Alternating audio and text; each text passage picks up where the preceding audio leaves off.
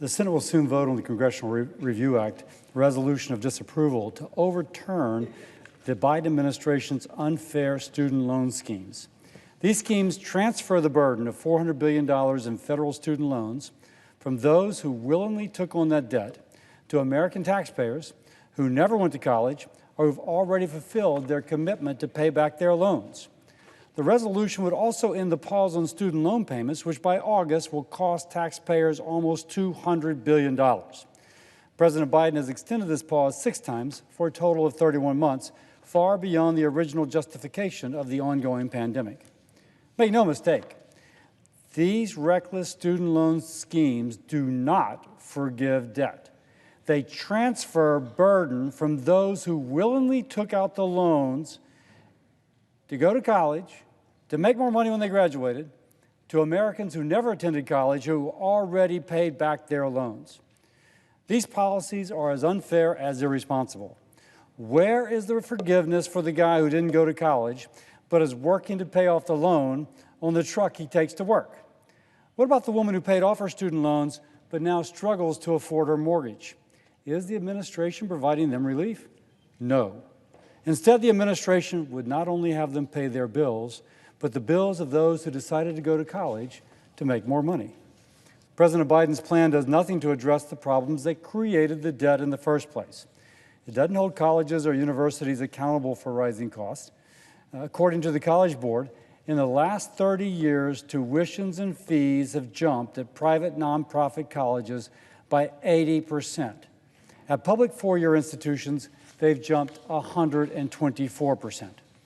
According to the Center for a Responsible Federal Budget, if the student loan transfer goes into effect, students and taxpayers will be back in the same situation in 5 years. In 5 years, we'll be right back where we are now because we're not reforming that which got us here. And total debt will again reach $1.7 trillion. What is the plan for 5 years from now? This scheme does not ensure that students are prepared for life after college. It creates terrible moral hazard that signals to students that federal student loans are not real commitments. It tells colleges that no matter how high they raise their prices or how low the quality of the education they provide, the federal government will cover the tab, courtesy of the American taxpayer. This is not leadership. We cannot spend our way out of the problem of ever-increasing cost of higher education. For Americans who cannot afford their debt or who want a proactive approach to paying off their loan commitments, Congress has already authorized 31 different active programs that help or forgive student loans. That's 31 different programs already in place to help forgive or offset student loans. They range from total forgiveness for teachers to loan cancellations for law enforcement officers, military, early childhood educators, and social workers, to name a few. There's also repayment programs for high-demand fields where education is specialized and the need is a public good.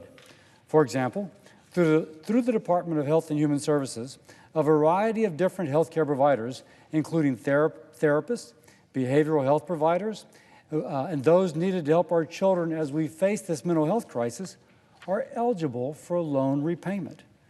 In addition, there are 5 different programs already to keep payments low compared to a person's income and which cap the total time for repayment.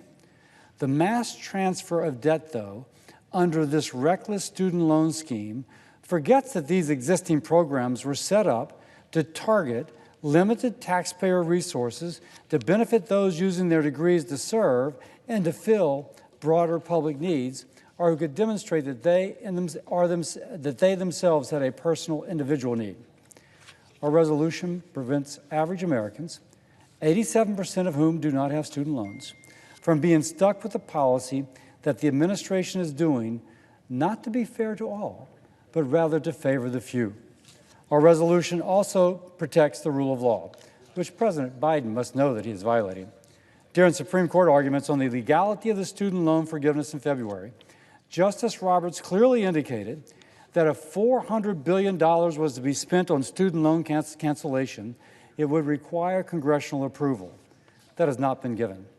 This is a clear example of this administration attempting to subvert Congress for what appears to be purely political purposes. It sets a wildly dangerous precedent if left unchecked. President Biden, Secretary Cardona, come to the table. There are real problems in the student loan system and federal financing of higher education. Let's fix them legally through a bipartisan, lasting solution.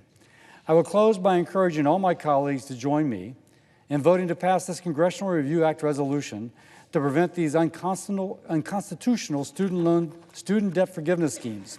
It is unfair to the hundreds of millions of Americans who will bear the burden of paying off hundreds of billions of dollars of someone else's student debt. I move, Madam President, to proceed to H.J. Will the Res. senator 40. suspend? Under the previous order, the Senate will proceed to legislative session. And I move to proceed to H.J. Res. 45. The clerk will report.